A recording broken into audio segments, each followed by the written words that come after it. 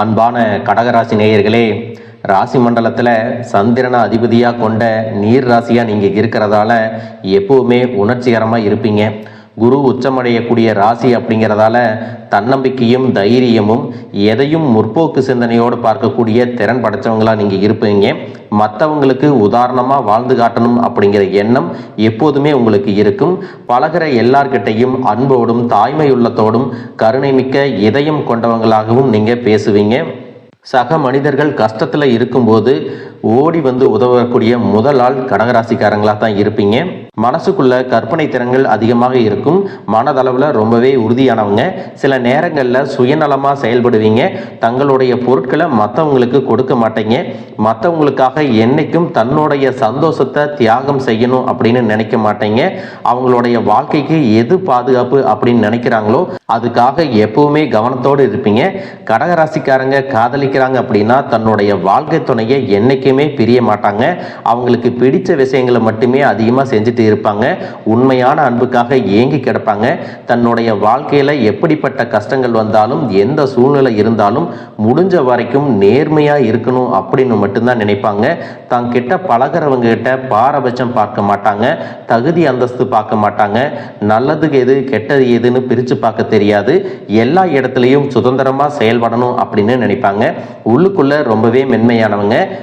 எப்பேற்பட்ட சூழ்நிலை வந்தாலும் தன்னுடைய பலவீனத்தை யார்கிட்டையும் காட்டிக்க மாட்டாங்க.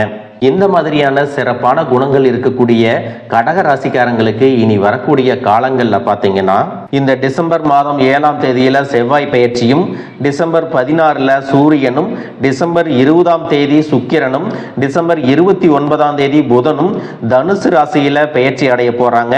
ஒரே வீட்டில் 4 கிரகங்களும் இருக்க போறாங்க. இதனால கடக ராசிக்காரங்க வாழ்க்கையில நிறைய மாற்றங்கள் எல்லாம் வரப்போகுது. கடக ராசிக்கு இது 6வது வீடுங்கிறதுனால உங்களுடைய உடல் ஆரோக்கியம் சுய முன்னேற்றத்துல நிறைய மாற்றங்களை எல்லாம் நீங்க பார்க்க போறீங்க.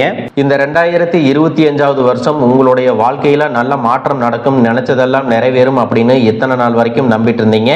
இப்ப வரைக்கும் பாத்தீங்கன்னா நீங்க கஷ்டத்தை மட்டும் தான் அனுபவிச்சுட்டு இருக்கீங்க. ஒவ்வொரு நாளையும் வலியோடையும் வேதனையோடும் தான் கடந்து போயிட்டு இருக்கிறீங்க.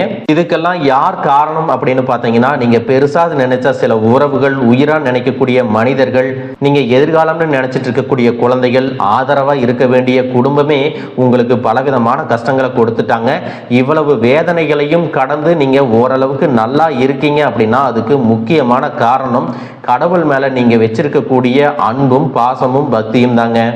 உங்க வாழ்க்கையில எத்தனை கஷ்டங்கள் வந்தாலும் தோல்விகள் வந்தாலும் இதுவெல்லாம் சீக்கிரம் என்னுடைய வாழ்க்கையில மாறும் அப்படிங்கிற ஒரு தன்னம்பிக்கையில தான் உங்க வாழ்க்கை ஓடிட்டு இருக்கு. ஒவ்வொரு நாளையும் நீங்க எவ்வளவு கஷ்டப்பட்டு சிரமப்பட்டு கடந்து வர்றீங்க அப்படிங்கிறது உங்களுக்கும் அந்த கடவுளுக்கும் தாங்க தெரியும். உங்களை சுத்தி இருக்கிறவங்க என்ன சொல்லுவாங்கன்னா, உங்களுக்கு என்னப்பா ஜம்முன்னு இருக்காங்க, ராஜ வாழ்க்கை வாழ்றாங்க அப்படின்னு பேசுவாங்க. ஆனா உண்மையான நிலைமை உங்களுக்கு மட்டும்தாங்க தெரியும். உங்களுடைய தனிப்பட்ட வாழ்க்கையில 3ஆவதா ஒருத்தர் நுழைஞ்சு உங்களுக்கு பிரச்சனைகளை கொடுத்துட்டு இருந்த நபர் கண்டிப்பா உங்களை விட்டு விலக போறாருங்க. அவர் மூலமா நீங்க அடைஞ்ச அத்தனை துன்பங்களுக்கும் ஒரு நல்ல தீர்வு கிடைக்க போகுது. இதுக்கப்புறமா உங்களுடைய உடல் ஆரோக்கியத்துல நீங்க கூடுதலான கவனம் செலுத்த போறீங்க. தீராத வியாதிகள் இருக்கு, சரியாகல அப்படின்னு நினைச்சிட்டு இருந்தீங்கன்னா சரியான சிகிச்சை முறைகளை இப்ப எடுத்துக்கிறது மூலமா நீங்க மறுபடியும் ஆரோக்கியமா நடமாட முடியும். உங்களை பார்க்கறவங்க ஆச்சரியப்பட்டு பேசுற மாதிரி உங்களுடைய ஆரோக்கியம், செயல்பாடுகள் எல்லாமே இருக்க போகுதுங்க. உங்களை பொறுத்த வரைக்கும் காதல்ல நீங்க உண்மையா இருந்தீங்க, நேர்மையா இருந்தீங்க. அவங்களுக்காகவே உங்க வாழ்க்கையை வாழணும் அப்படின்னு நினைச்சிருந்திருப்பீங்க. எத்தனையோ முறை உங்களுக்குள்ள பிரிவுகள் வந்தும் ஒருத்தர் விட்டு கொடுக்காம இருந்திருப்பீங்க. இன்னும் சில காலகட்டங்களை நீங்க கடந்து வந்தீங்கன்னா உங்களுடைய காதல் உங்களுக்கு ஜெயிக்கும். அதுக்காக அவசரப்பட்டு நீங்க எந்த ஒரு முடிவுகளையும் எடுக்காம காத்திருந்தீங்கன்னா உங்களுக்கான நல்ல பதில் கிடைக்குங்க. குடும்ப வாழ்க்கையில இருக்கிறவங்களுக்கு புதிய பொறுப்புகள் எல்லாம் வந்ததால அதை சமாளிக்கிறதுக்கு ரொம்பவே கஷ்டப்பட்டு இருந்திருப்பீங்க. உங்களுடைய வாழ்க்கை ரொம்பவே வேகமா போயிட்டு இருக்கிற மாதிரி உங்க மனசுக்குள்ள தோணும். அதனாலேயே உங்களுடைய ஆரோக்கியத்தை நீங்க கவனிக்காம விட்டுட்டீங்க. ஒவ்வொரு நாளை தொடங்கும் போதும் இன்னைக்கு நமக்கு நல்ல காலம் வரும், இன்னைக்கு முடிஞ்சிடும், இன்னைக்கு நம்மளுடைய நிலைமை மாறும் அப்படின்னு தான் ஒவ்வொரு நாளையும் தொடங்கிட்டு இருக்கிறீங்க. ஆனாலும் பாத்தீங்கன்னா இந்த 11 மாசமா உங்களுக்கு நீங்க நினைச்சதுல பாதி அளவு கூட முழுசா நிறைவேறல. உங்க வாழ்க்கையே கனவு மாதிரி தான் போயிட்டு இருக்கு. வாழ்க்கையில ஒவ்வொரு தடவை தோல்வி அடையும் போதும் தடுமாறி கீழே விழும்போதும் உங்களுடைய மன கஷ்டத்தை வெளியில யார்ட்டையாவது சொல்லி அழுவணும் போல தோணும். பலவீனத்தை வெளியில சொல்லக்கூடாது அப்படிங்கிற காரணத்துக்காக உங்க மனசுக்குள்ளேயே நீங்க புழுங்கிட்டு இருந்தீங்க. ஒரு பிடிப்பே இல்லாம தான் இந்த வாழ்க்கையை வாழ்ந்துட்டு இருக்கீங்க. இக்கட்டான சூழ்நிலையில நீங்க தவிக்கும் போது யாராவது எனக்கு ஒரு சின்ன உதவி செய்ய மாட்டாங்களா, நம்பிக்கை கொடுக்கிற மாதிரி பேசிட மாட்டாங்களா, ஆறுதலா எனக்கு இருந்து தைரியம் தர மாட்டாங்களா அப்படின்னு தவிச்சிட்டு இருந்திருப்பீங்க. உங்களுடைய அனைத்து கேள்விகளுக்கும் பிரச்சனைகளுக்கும் தீர்வாகவும் பதிலாகவும் இப்ப இருக்கக்கூடிய சூழ்நிலைகள் உங்களுக்கு நல்ல விதமா மாறப்போகுது. இதுவரைக்கும் உங்களுக்கு திருமணம் சார்ந்த விஷயங்கள்ல தடைகள் ஏற்பட்டு மன உளைச்சல்ல இருந்தீங்கன்னா அதுவெல்லாம் உங்களுக்கு அந்த தடைகள் எல்லாம் நீங்கி விரைவிலேயே திருமணம் கூடுவதற்கான வாய்ப்புகள் வரப்போகுது. உங்களுடைய மனசுக்கு பிடிச்ச மாதிரி அழகான நல்ல வருமானம் இருக்கக்கூடிய வாழ்க்கை துணை கிடைக்க போறாங்க. பள்ளி கல்லூரிகள்ல படிச்சுட்டு இருக்கிறவங்களுக்கு அவங்களுடைய படிப்புல அதிகமான கவனம் செலுத்துவாங்க.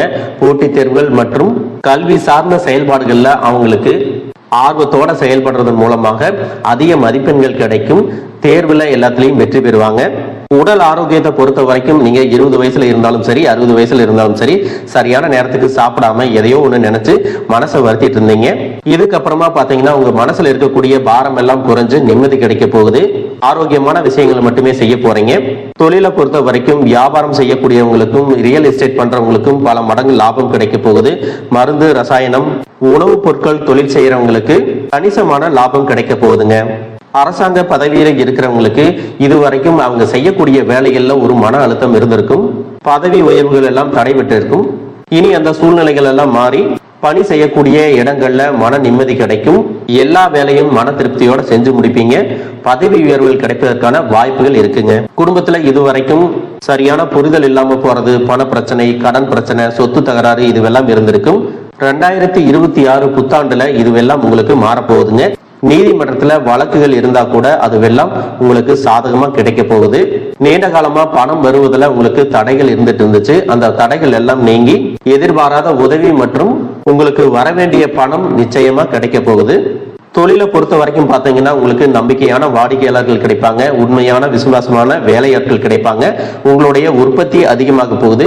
வெளிநாடுகளுக்கு ஏற்றுமதி செய்யக்கூடிய வாய்ப்புகள் அதிகமாகும்.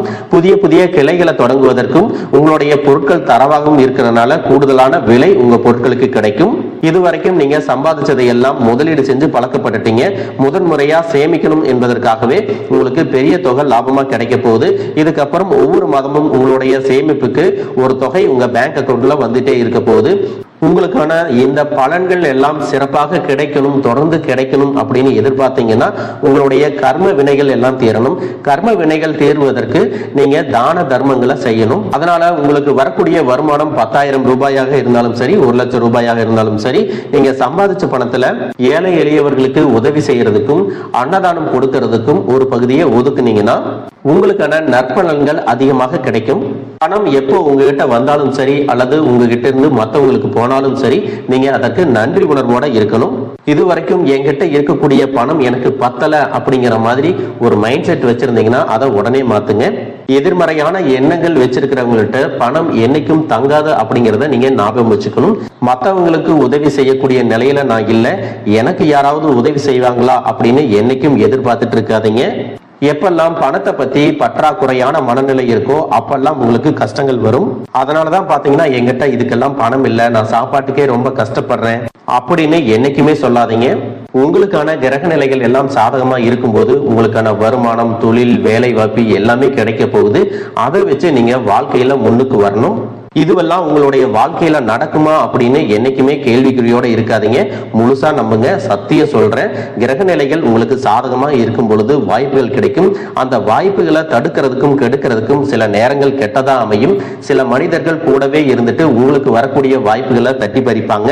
தெரிஞ்சு சில பேர் துரோகங்களை செய்வாங்க. இன்னும் சில நேரங்கள்ல பாத்தீங்கன்னா உங்க மனசுக்குள்ள நெகட்டிவான எண்ணங்கள் வந்து இதுவெல்லாம் எனக்கு செட் ஆகாது, இது என்னால செய்ய முடியாது, இது எனக்கு நடக்காது அப்படின்னு நீங்களே எல்லா வாய்ப்புகளையும் தவற விட்டுருவீங்க. அதனாலதான் இது வரைக்கும் கைக்கு எட்டினதெல்லாம் உங்களுக்கு வாய்க்கு எட்டாம போயிடுச்சு. இதுக்கப்புறம் நீங்க பாசிட்டிவா இருந்து கிடைக்கக்கூடிய வாய்ப்புகளை சரியா பயன்படுத்திட்டீங்கன்னா நீங்க ராஜாவா இருக்க போறீங்க. 2026ஆம் ஆண்டுல நீங்க ஒரு புது மனுஷனா வாழ போறீங்க. உங்களுடைய கடமையை எப்பவும் போல செஞ்சுட்டு வாங்க. மீதி எல்லாத்தையும் உங்களுடைய குலதெய்வமும் கிரகங்களும் பார்த்துக்குவாங்க. நம்பிக்கையோட இந்த வாழ்க்கையை ஆரம்பிங்க. நல்லது நடக்கும். நீங்க ஜெயிக்க போறீங்க.